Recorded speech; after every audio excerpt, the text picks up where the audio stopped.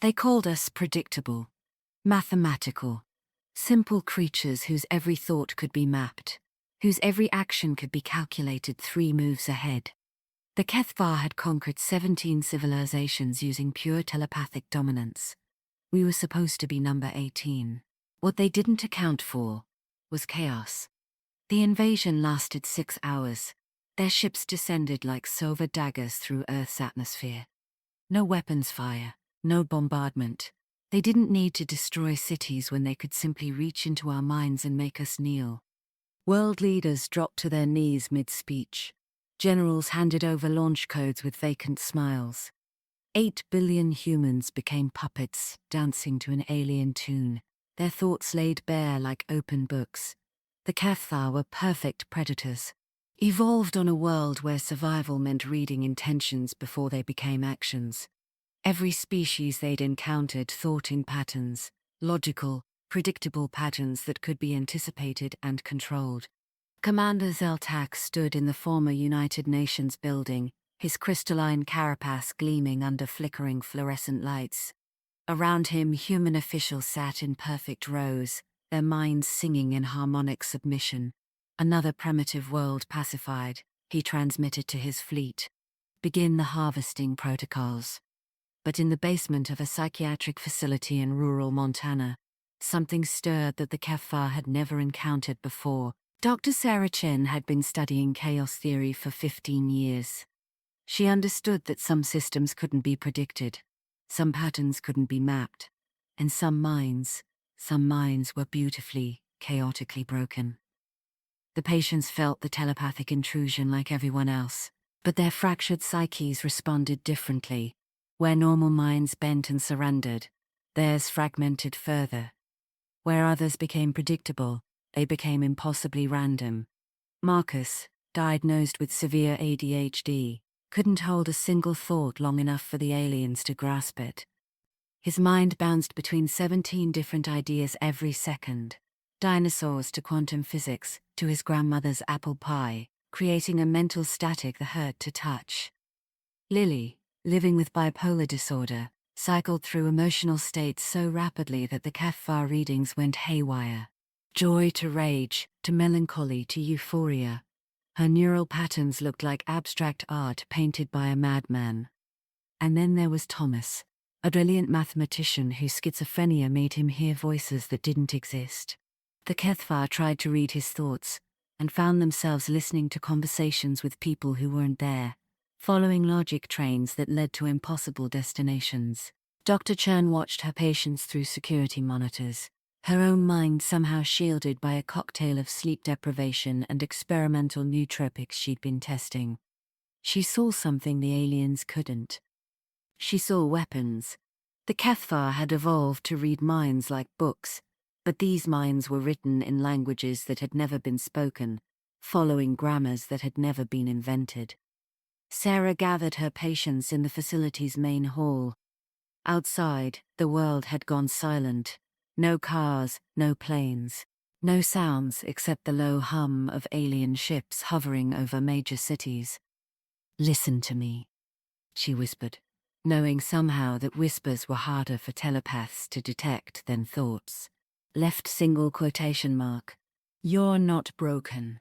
You're immune," she explained quickly, how the aliens controlled minds by predicting them, how their gift was actually a curse when faced with the beautifully unpredictable chaos of human neurodivergence.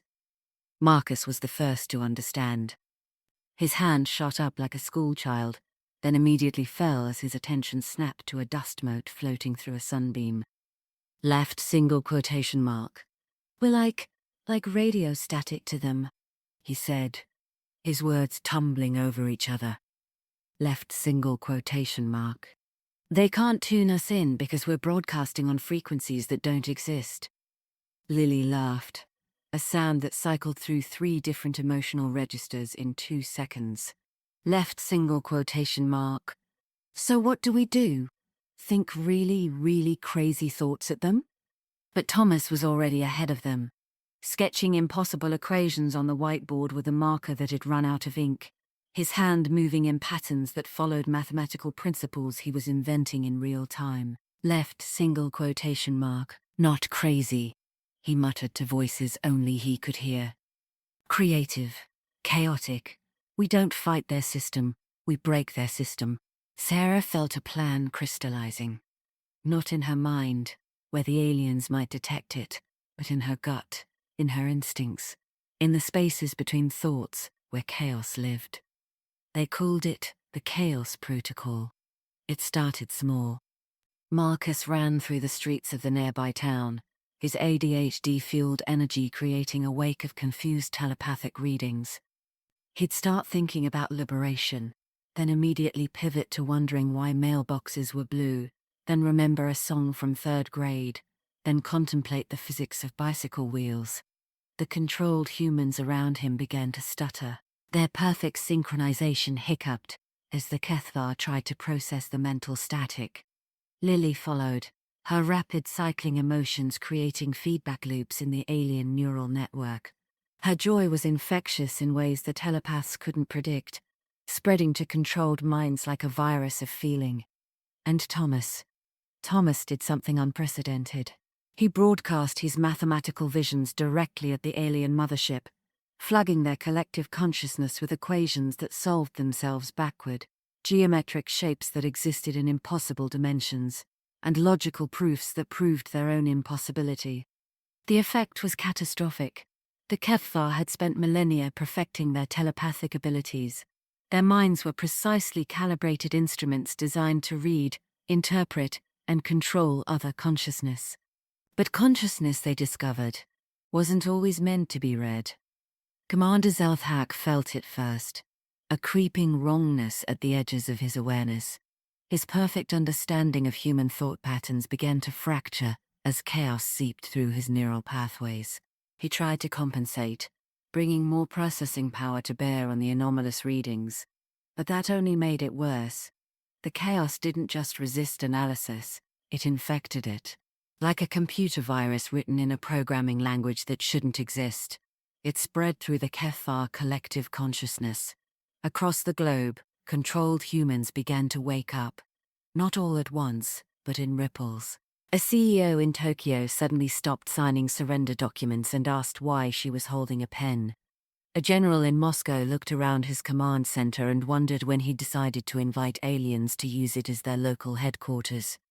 The tipping point came when Sarah herself joined the broadcast. She wasn't neurodivergent in the clinical sense, but 15 years of studying chaos theory had taught her to think in patterns that the Kethvar couldn't map. She thought about butterfly effects and strange attractors, about systems so sensitive to initial conditions that they couldn't be predicted beyond a few iterations. She thought about humanity itself, 8 billion minds, each one unique, each one containing multitudes of contradiction and complexity that no external force could fully comprehend. And she thought about love, irrational, illogical, beautiful human love that made people sacrifice themselves for strangers, that made them fight impossible odds, that made them choose hope when all evidence pointed to despair. The Kethvar couldn't process love that made no sense. They couldn't map emotions that defied their own understanding of optimal behavior, and they certainly couldn't predict the actions of a species that regularly chose to act against its own best interests out of pure, stubborn principle. Commander Zelthak's mind shattered first. Centuries of telepathic discipline crumbled as he tried to understand why humans would risk everything to save people they'd never met. His last coherent thought before his consciousness fragmented was a simple question. Why do they choose to suffer when they could choose to surrender? The answer came to him in Marcus's chaotic broadcast. Because suffering chosen is freedom, and freedom chosen is what makes us human. The retreat lasted 12 minutes. Alien ships rose from Earth's surface like startled birds, their perfect formations broken and disorganized.